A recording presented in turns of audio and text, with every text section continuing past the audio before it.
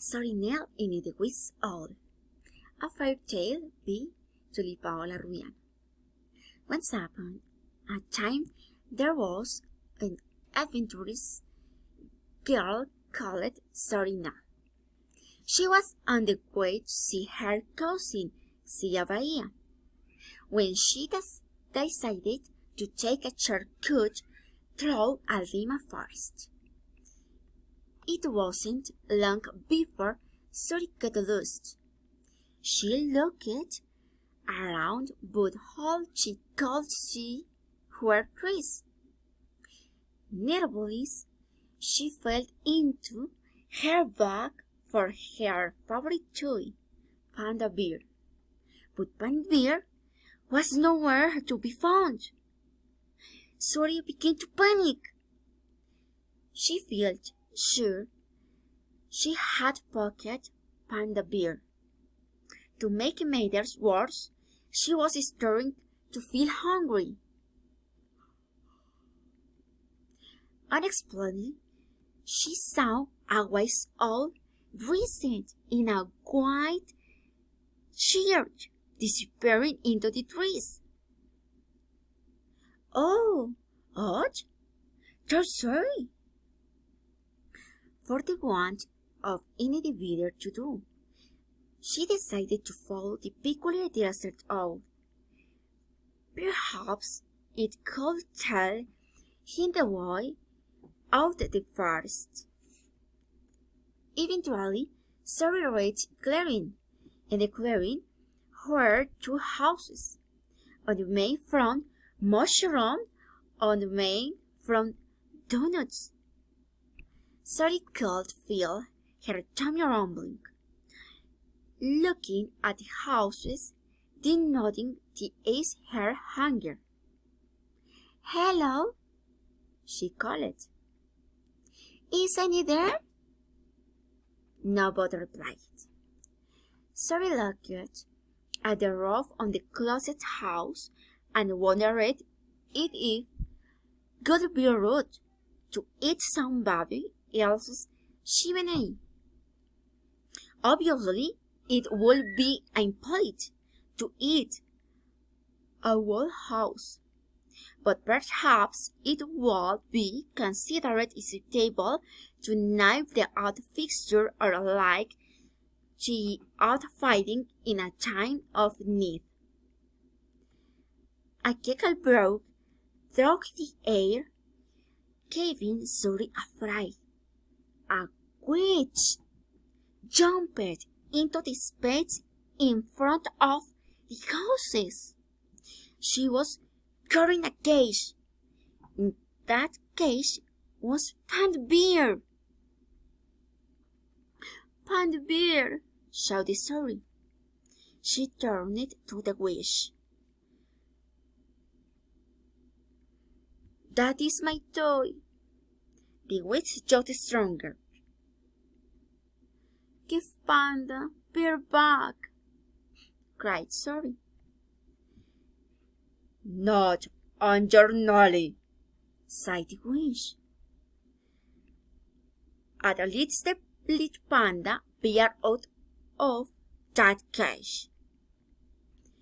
Before she could reply, the wise owl in the white shirt rushed in from a footpath on the other side of the clearing.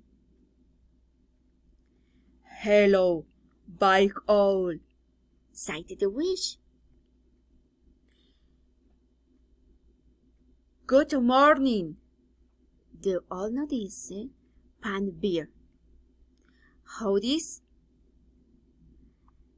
That's Panda Bear," explained the witch.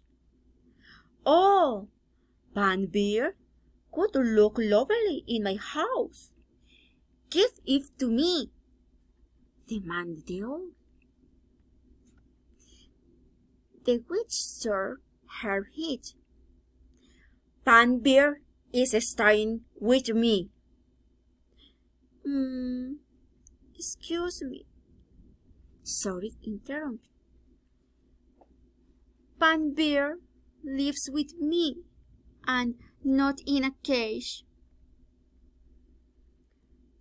Big Owl ignored her. "Is there nothing you're afraid?" he asked the witch. The witch thought for a moment, then said, "I do like to be entertained. I'll release him to anybody who can eat and wall front door." Big Owl looked at the houseman from down it and said, "No problem.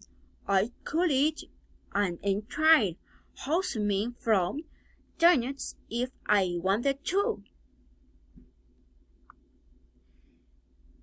"There is no need to chop off," sighed the witch. "Just eat one front door, and I'll let you have panda beer." Zuri was feeling very worried. She didn't want the witch to give panda beer to Big Owl. She didn't think panda bear would like living with a witch owl, away from her house and all her other toys. Big Owl put on his belt in withdraw a knife or fork from his pocket. "I'll eat this whole house," sighed Big Owl. "Just wash." Big Owl pulled off the corner of the front door of the house made from donuts. He gulped it down, smiling, and went back for more. And more, and more. Eventually, Big Owl started to get bigger, just a little bit bigger at first. But after a few more forkfuls of donuts, he grew to the size of a large snowball, and he was every bit its round. I don't feel too good," sighed Big Owl. Suddenly, he started to. Had grown so round that he could no longer balance.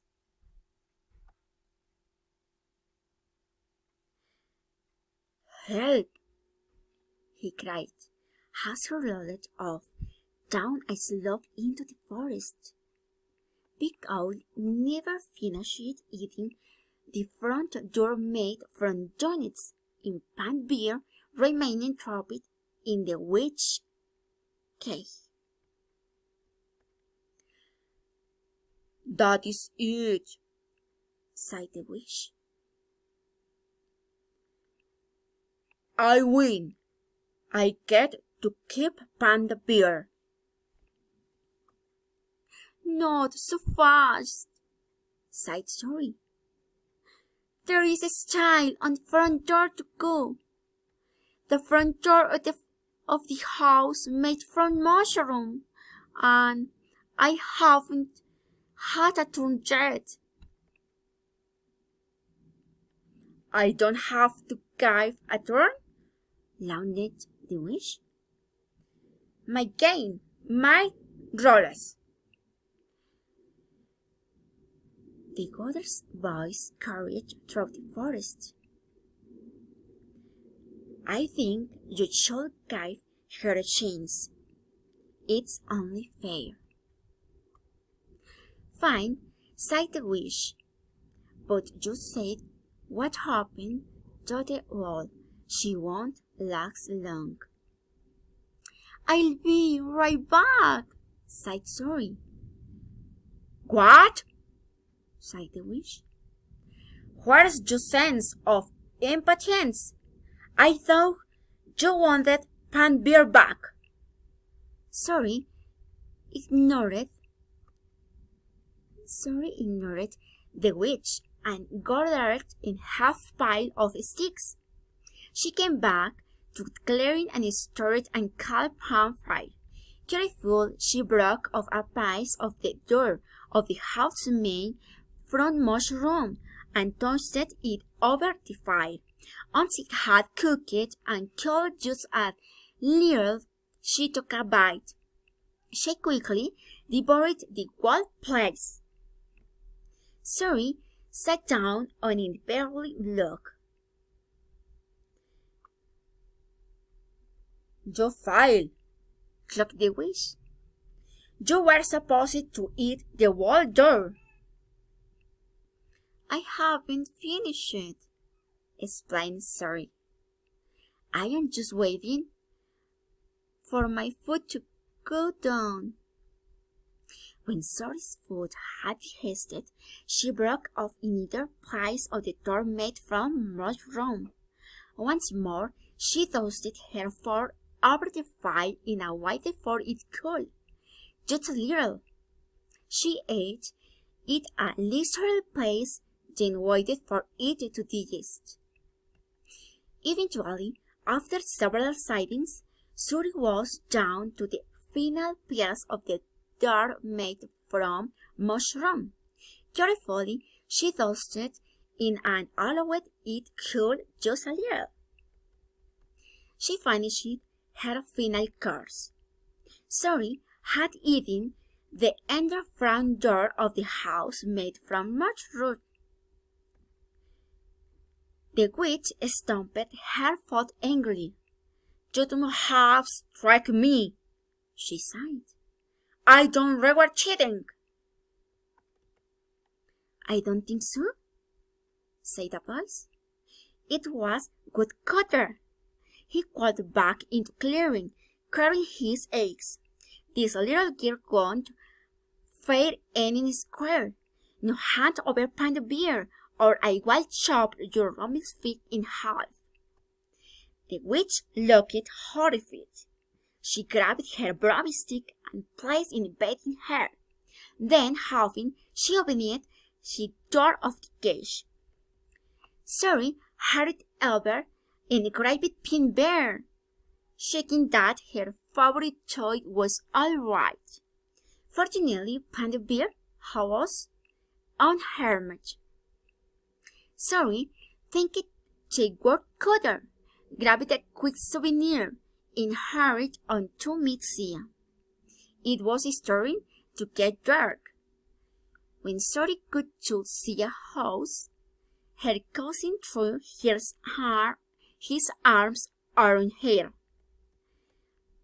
I was so worried," cried Sia. "You are very late." As Zuri described her day, she could tell that Sia didn't believe her, so they grabbed a napkin from her pocket. "What's that?" asked Sia. Zuri unwrapped a drop note made from donuts. "Pudding," he sighed. Sia almost fell off his chair. The end. Thank you.